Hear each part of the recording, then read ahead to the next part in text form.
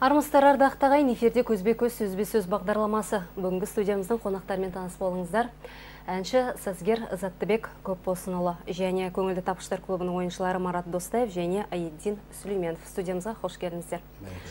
Алғашқы сауалымызды Заттыбек аға өзіңізге қойсақ деп едік. Жалпы Шаншар сізді үлкен сахнаға шығарды.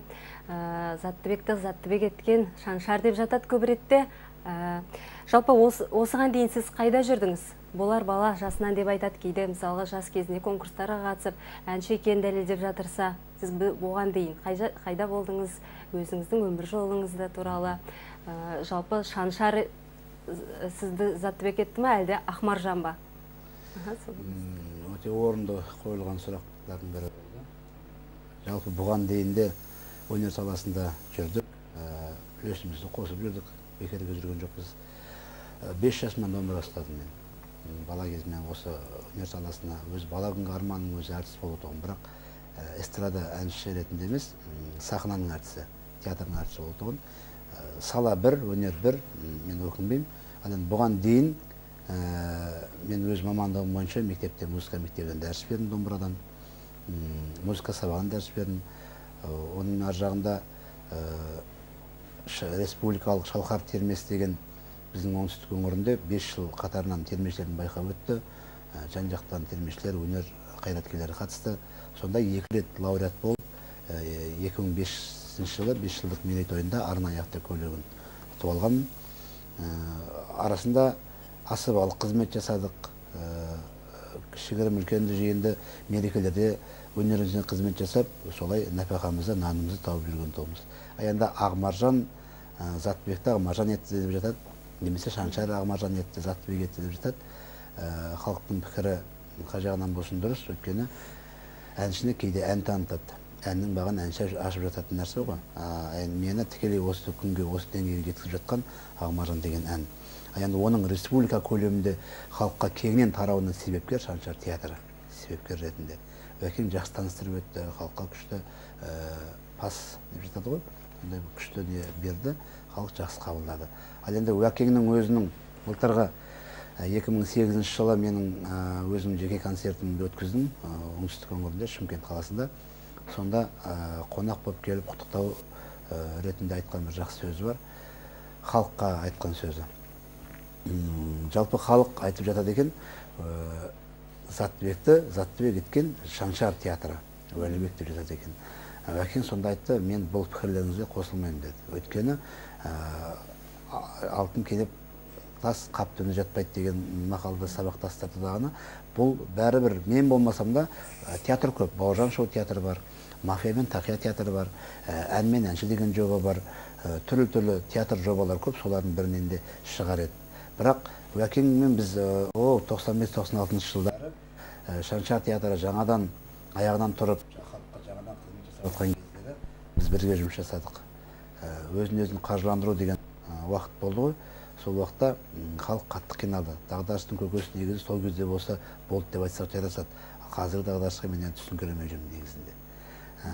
Бірақ сол уақытта жұмыс жасап, Уәкеңдерім ағал әнілігіміз, сыйластығымыз әлі күнге жалғасып келе жатыр. Мүмкін сол нәрселерде себепкер болған шығар. Бірақ мен Шаншар театрына алғыстан басқа айтарым жоқ. Алланың нұры жаусын, қай кез болмаса да қазір Қазақстан бойынша елдің қатты ықыласына бөліп, назарында жүрген, аузында жүрген сатираның бірі, театрның бірі Шаншар театры. Ләйім жолдар солай болсын. Уәкеңе мен тек қана алғыс айтамын. Қазіргі деңгейдегі жүрген Ақмаржан болып жүргеніме сол кісілердің де үлкен бір себебі бар. Келесі сұрақты өздеріңізге қойсам, жалпы сіздер немен айналысып жүрсіздер? Жалпы сіздерге көз тиіп кеткен жоқ па? Тек қана ара-гідік концерттерден ғана жүргізуші жүргендеріңізді көріп қаламыз. Арасында бір-екі әзіл сықақ айтқандарыңызды байқап қаламыз. Көз тиіп кеткенде қалай? Жалпы шоу бизнесте. Жалпы енді көз тимесінде жүріп, көңіл тапқыштар клубында жүріп, жоқ болып басқа... Жоқ, енді кез келген проект ол көпке созылмайды. КВН-дегі проекттер туралы әңгіме ғой. Біз көстемесін болып, мен өз басым көстемесін командасы капитаны болдым. 4 рет Қазақстан чемпионатын ұтып алдық. Көптеген кубоктар, жалпы саны 21 кубоктың егері болғанбыз. Енді арғы не аласың? Ұта беріп, сонымен басқаша бір стильде көрейік дедік та. КТК телеарнасында Джей Клаб бағдарламасын аштық. Ол жерде біраз жұмыс істедік, 1,5 жылдай. Андасында деген передачамыз болды. Қазір осы шоу-бизнесте әнші ағаларымыздың, құрдастарымыздың концерттерін жүргізіп жүрміз. Жәкеңмен бірге қазір бүкіл Қазақстанды аралап жүрміз. Жалпы бұл тек қана сіздер үшін тірлік, ақша табудың бір көзі деп қана қабылдайсыздар ғой? Жоқ, ақша табудың көзі емес, тек қана. Әйтпесе, мысалға сіздер сатираны білесіздер, сатиралық жанрды жақсы мысалы ойын ойнап жүрсіздер, соны дамытуға өздеріңіздің үлестеріңіз, өздеріңіздің қолтаңбаларыңызды қалдыруға атсалыспайсыздар? Көп нәрсе қаржыға келіп тіреледі ғой. Сондықтан егер демеуші болып, жігіттер, мынау демеушілік жасайық, осындай бір нәрсе ашыңдар десе, біз жасайсың ғой, бірақ көп нәрсе өз қолыңмен істеп отқан екен. Бірінші біраз қаржы жинап, одан кейін барып өзіңнің бір жеке бір проект дейді ғой, енді проекттар Құдай қаласа жобамызды ашқалы тұрмыз. Негізі бір-екі қадам қалды. Құдай қаласа оны көрсеттерсіздер. Сол кезде тағы да бүкіл халыққа паш етеміз енді. Аяден өзіңіз немен айналысып жатырсыз? Бізде де сол, енді жалпы шоу-бизнестеміз бізде. Сосын бізде мынау алда келешекте мақсатқа алып отқан проекттер бар. Тоже осындай. Марат айтпақшы, бізде де проекттер бар. Ол проекттің басын құрап отқан Достайып Медеу деген кісі бар. Мараттың туған ағасы болады. Қой, дегізім. Сон Құдай қаласа, жалпы Бар студиясының продюсері, директоры Медеу Достайып деген жігіт, осы Зәкеңде концерттерін қазір Қазақстан бойынша ұйымдастырып отқан, Қызылордадағы да концерт ұйымдастырып отқан сол жігіттер. Жалпы тікелей мұрындық болып ұйымдастырып отқан сол Бар студиясы, соның директоры Медеу Достайып. Жалғыз ағаш орман болмайды дейді ғой. Мен өзім жеке келіп бұл жақта жатып, ол Медеудің тірлігімен мен концерт жасай алмайды екенмін негізінде. Ол әншінің жұмысы емес. Ертеге вообще жабыстырып жігіттер бар, атсалысып отқан. Бәріне рахмет. Міне өздерінің өнерімен менің өнерімді әнменен сатираны сабақтастырып, халықтың көңілінен шығып жатыр барған жерлерімізде. Әр жерде әртүрлі қалдырып жатыр, бірақ дегенмен ықыласқа жақсы бөленіп жатыр деп айтсақ болады.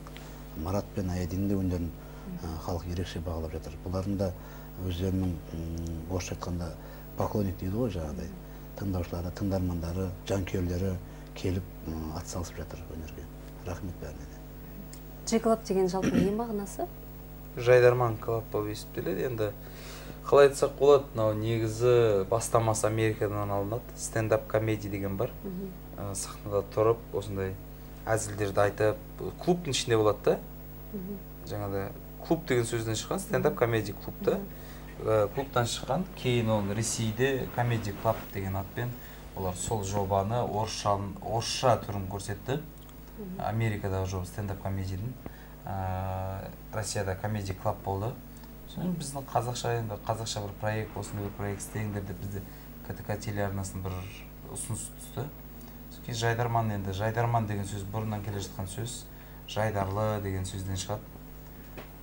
Жалпы жайдарман қазақша клаб деген сәл енді шетелдік болғаннан кейін клаб деп алды. Клуб қой негізі, жайдарман клуб. Жоқ, осы ретте бір сұрақ туындайды. Мысалы, біз көп ретте айтады ғой, қазақ эстрадасы болсын, қазақ сатирасы айналып келгенде біз біреуден алуымыз керек.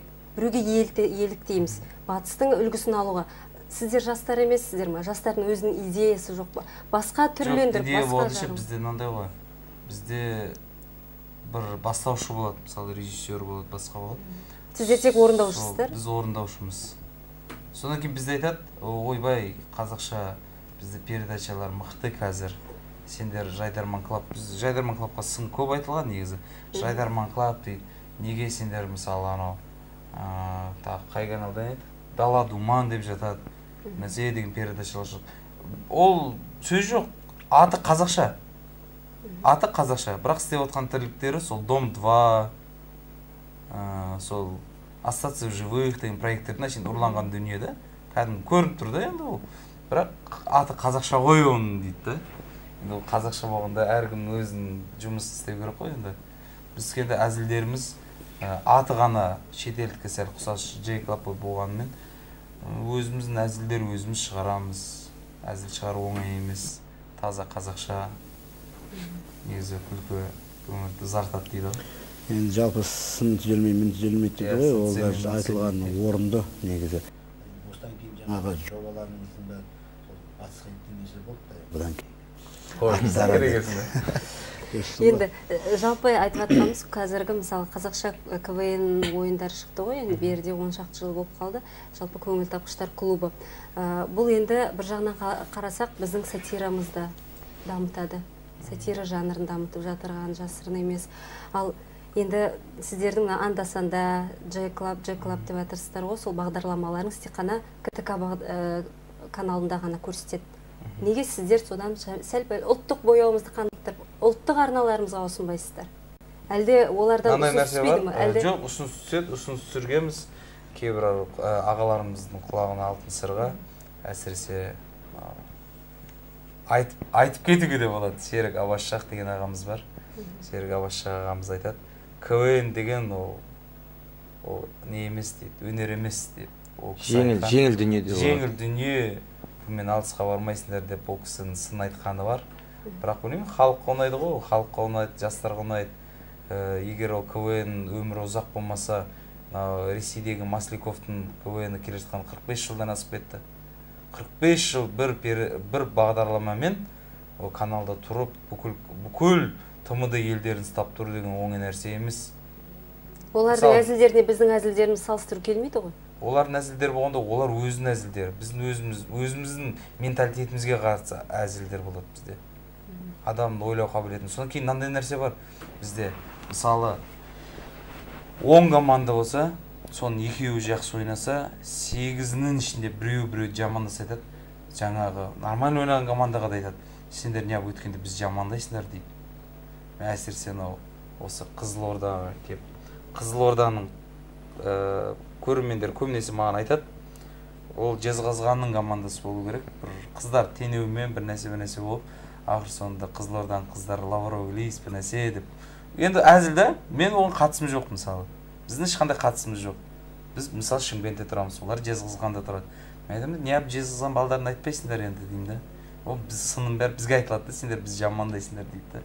Ол қалай жамандау? Жамандағандай емес. Отырғандарыңыз тойға барады, тойдың басында тілегін айтып, айтпаса той анасын беріп қайтып кетеді. Тойға қандай әншілер шақырдыңыз? Ол тойдың барысы қалай олмен бөлісіп жатпайды. Бірақ айта кететін нәрсе Сәкең Ақмаржансыз қазір той өтпейтін болған ғой. Кеше Байқоңырда бір әпкем айтады, автобуста келе жатқан ғой. Сөйтсе екі апамыз, екі әжеміз әңгіме айтып отыр дейді. Той қалай еді десе, Қазалыдан тойдан қайтып келе жатқан ғой. Сөйтсе, той қызық емес өтті депті әжеміз біреусі.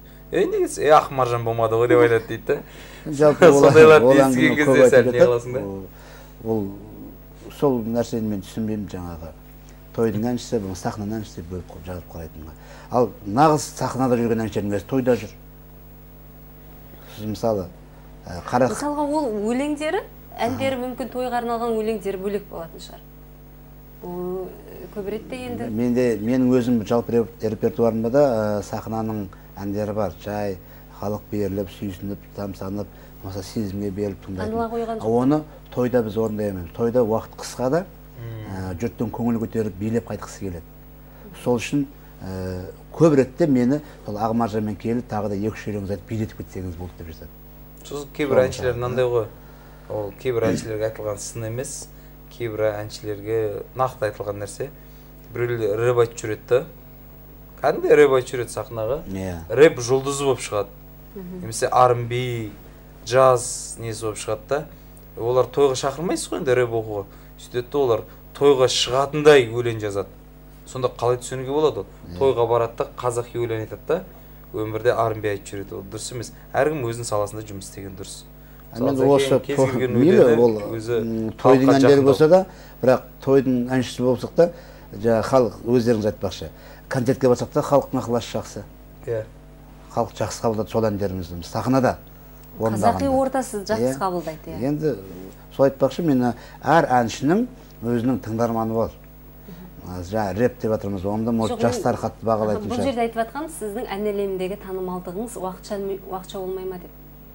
Ол енді тікелей өзіме қатысты.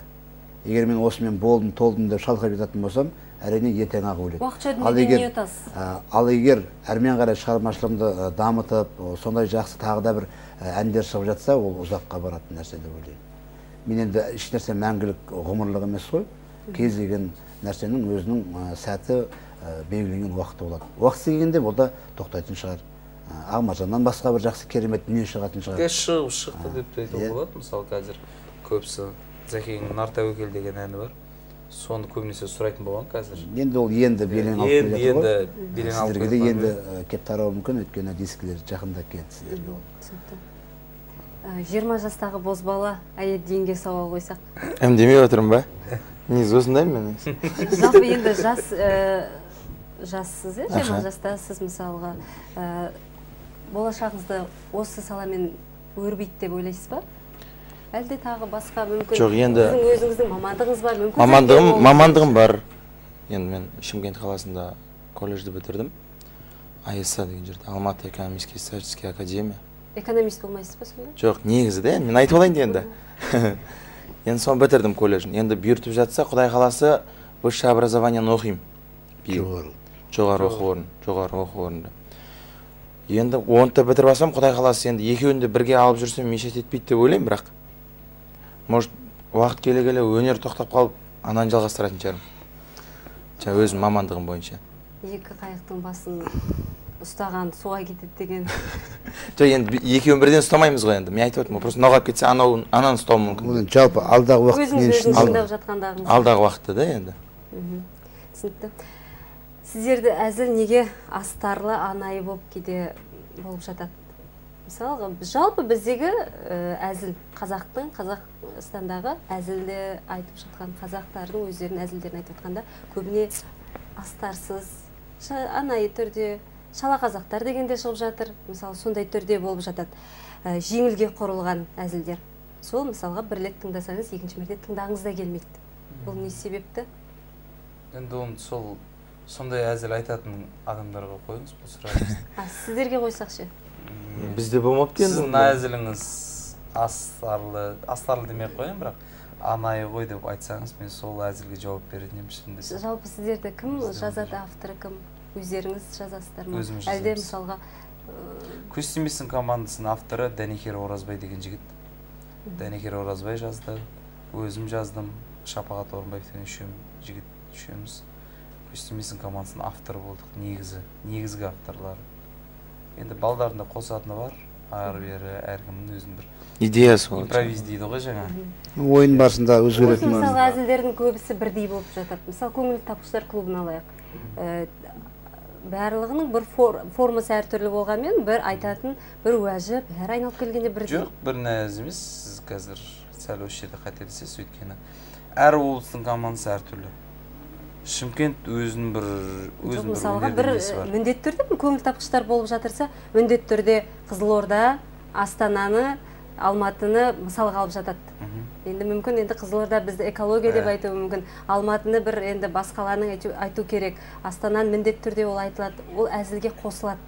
Айналып келгенде сол бір өзінің несін, менталитетін қосып айтады. Бір формасы бірдей. Неге соны мысалы әзілдер әртүрлі. Жаңарту болғанда енді ол жаңашылдық жоқ деп айта аламыз ба? Көрермен ретінде айтып атқан. Мен өзімізге емес, басқаларға жауап бермейін дегенде, өзіміздікі бірақ жаңашылдық көп. Біз қазір жаңадан 30 жылдан бастап Қазақ КВН лигасында қайтадан ойнап жатырмыз. Қазақстан жастар құрамасы болып шықтық біз. Қайтадан мықты үздік ойыншылар бар ішінде. Біраз көріштастар әлі ОРТ Евразия телеканалынан көрсетеді. Қызылорда туралы әзілдеріңіз бар ма? Айтатын. Қызылорда. Әзілшіні айтатын бір жаңағыда айтыңыз, астарлы нелеріңіз бар ма? Әзілдеріңіз. Қызылорда жайлы дейсіз ба? Қапелімде ауыздарыңызға сөз ілінбей жатыр ма? Өткенде ойында болып. Білмеймін, өзіме сәл ұнады, сол кезде бір Созақ ауданынан келген бір команда ойнады. Солардың әзілі болды, бірақ енді не туралы емес, Қызылорда емес, Арал туралы болды. Аралда Қызылорда облысы. Астанаға бардым дейді. Астанада мұз қалашық бар екен дейді. Аралға барсам, Аралда тұз қалашық бар екен деп айтады жаңағыдай. Көп жерінде енді тұз бар деп. Өздері сөйтіп әңгіме айтып не етіп отыр екен. Солар сәл ұнап еді. Көп қой Қызылорда туралы. Негізі Қызылорда туралы әзілді Қызылорданың балдары жақсы айтады. Өткені білетті олар, бияқта не бар екен, не жоқ екен. кімдердің жаңағы осияқта Қызық Орда, Тұңғыш Астана деген командалар бар. Жалпы жақсы араласамыз о жігіттермен. Аяддинде білеміз, бір әріптен бірнеше сөйлемді құрастырып жіберетін. Қазір бір импровизаторлық өнеріңізді көрсете аласыз ба? Бір әріптен ба? Именно. Мягкий знактан айтса, мягкий знак. Жоқ, сондай бір. Жоқ, енді қалай шығарғанда бізде де автор болады ғой енді. Жазатын авторлар болады, жалпы өзіміздің де идея болады.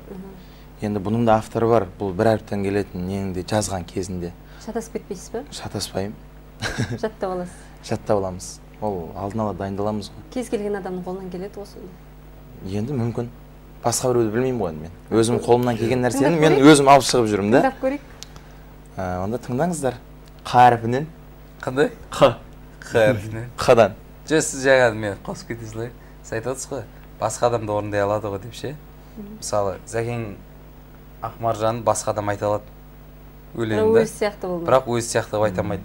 Өзі бірінші шығарды, бірінші айтты. Аяддин де сондай еді, бірінші шығарды, бірінші айтты. Бұл сияқты айта алатындар бар, бірақ ол бәрібір бүйтіп қарайды да, ей, Аяддин айтқан еді ғой деп қалып кетеді да жұрттар. Сол сияқты ғой негізі. Әукен. Қ әрпінен. Қ әрпінен. Аяддин Сүлейменов Қ әрпінен сөйлем құрайды. Шапалақтап отырыңыздар да. Шапалақтап отырайық. Қотыр. Қотырдан бастады ғой сен. Қотырдан бастады. Қотыр, қозы дегенде. Қозы. Қозы, қотыр, қақбас, қояншы, қисық, қабақ, қаңғыбас, құда, құдағи, құдаша, құда болдар.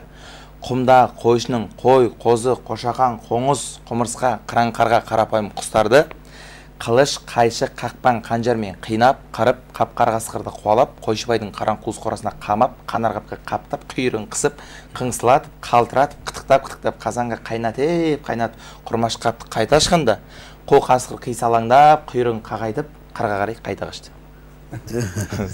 Рахмет сізге. Шапалақ ұрып қойып. Қарқ болып, ырза болып қаламыз. Қызылорданы қосып қояма деп қорқып кеттік қой.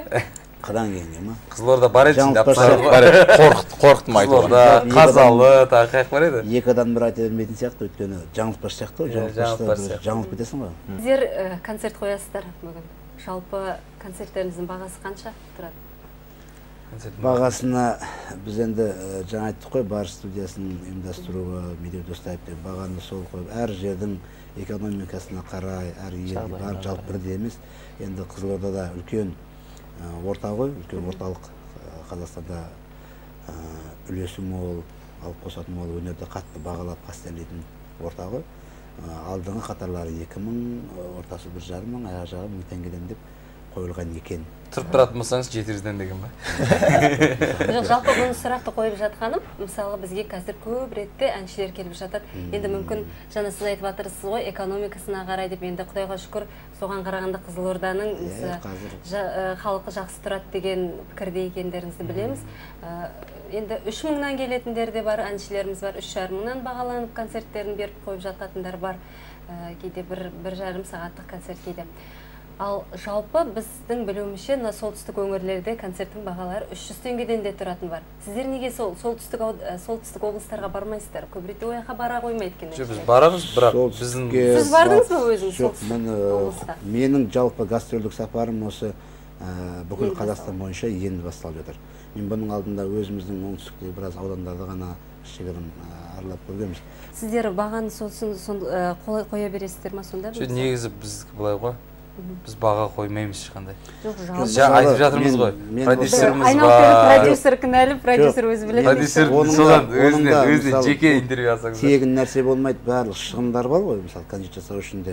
Жарнама деген қазір жарып тұрған нәрсе. Қай жаққа барсаң да аузын ашып ақша бағасын қойып қойған. Енді сол сияқты әр нәрсенің өзінің белгілі бір бағасы болу керек қой. Мысалы мен таңғаламын, осы Қазақстанның әншілері 2000-нан 3000-нан Алматыда 5000-нан билет қойса, не көп, не көрініп соншама дейді. Мысалы, соны осындай әңгімелер кетеді. Ал енді шет елден, болмаса Ресейден келіп, ең төменгі билетті 7000, 15000, 25000-нан қойса, соған қыран, топан бір-бірін таптап, аяғын астынан бастырылып, сөйтіп бара жатады. Мен осы нәрсеге таңғаламын да. Енді Қазақстанның әншісі, мысалы, Қарақат кепті, Қыдырәліменен бағасы 3000 екен десе, біреу барады, біреуге қойшы соны дей салады. мысалы маған да солай айтылып теледидарда жатыр. көріп жатырмыз Иә, ғой. көріп жатырмыз ғой дейді. Ал енді Ресейдің әншілері мысалы Витас келіп жатыр, басқа келіп жатыр. Біздің осыдан 1-2 жыл бұрын Шымкентке стадионға қойды үлкен 30 000 орындық. Таптап бір-бірін қырылып больницаға түскен күндерде болды. Қанша жастар мысалы. Осы нәрсеге түсінбеймін. Енді қазір елде дағдарыс деп жатырмыз ғой. Соғысында бір жағынан халыққа жанымызды ашып, халықтың қаржысы өзінде қалса екен деген кейде ой болып жатыр. Дұрыс қой, қаржы өзінде қалғанмен халыққа бір сәт мысалы рухани деп жатамыз, мынау көңіл күй сыйлау, көңілін бір сәт өзін көңілін көтеріп, басқа дүниені ұмытып деген сияқты, олна да халыққа бір керемет демеу болады. Дағдарыс деген менің ойымша біздің халыққа енгізіп қойған нәрсе сияқты ше, миына ше. Өткен сіз өткен жылы алып жүрген айлығыңызды биыл да алып жүрсіз ба? Өткен жылы бензиннің бағасы 120 теңге. Биыл 70 теңге. Арзандаған ғой ол. Сіздерге өзі қаржы дағдарысы әсер етіп жатыр ма? Қарасаңшы, денеміз ғой, артта көреді. Жоқ, жалпы халыққа бәріне бірдей емес қой. Бәріне бірдей емес. Бәріне бірдей емес. Шыны керек ол енгізіп қойған нәрсе сияқты бір. Енді жоғарғы жақта кризис болып жатқан шығар, жаңа строительство дейді бізде, құрылыс, компаниялар, банктерде болып жатқан шығар, ол жақта да жұмысшылар бар ғой. Енді қарапайым халық 1-2 мың теңгеменен оның қазынасы ортайып, болмаса жоқшылықтың күйіне ұшырап кететін нәрсе емес сияқты да, қайта наоборот оған керісінше бір көңілін бір сәт көтергісі келіп, өзіне рухани азық сыйлағысы келетін халық концерттен қалмайды. Осыдан 3-4 күн бұрын деймін, елбасымыз, патшамыздың сөйлеген бір сөзін көрдім. Айтады, кризис деп айтып жатсыздар дейді, Америкада жұрттар үйінде 2 машина болса, біреуін сатып жатыр дейді. Мен Алматының көшелеріне шықтым дейді да, екеуінің бірі хаммер мініп алған дейді. Қандай кризис сендер дейді. Өтірік емес пе? Бұған дейін алып қойғандар ше. Бұған дейін алып қойғандар, оның бензинін айтсаңызшы, құйып жүруді. Кризис қой оның бәрі. Өздеріңіздің көліктеріңіз бар ма? Біздің бар екенін айтып қойсыздар, өтірік емес қой. Лексусы бар бұл кісінің. Жалпы жігіт Мерседесі бар. Үндемей жүріп Мерседес алған. Сол, менде ғана сол, болмайды. Toyota Саракопка деген бар. Темір деген қазір енді бұны бұдан неше ғасыр бұрын Төле би бабамыздың өзі айтып кеткен екен ғой.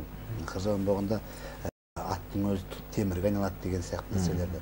Темір тұлпар деген қазір екінің бірінде бар нәрсе аса бір қызық емес, әкім өзінің жағдайы үшін ғана мінеді.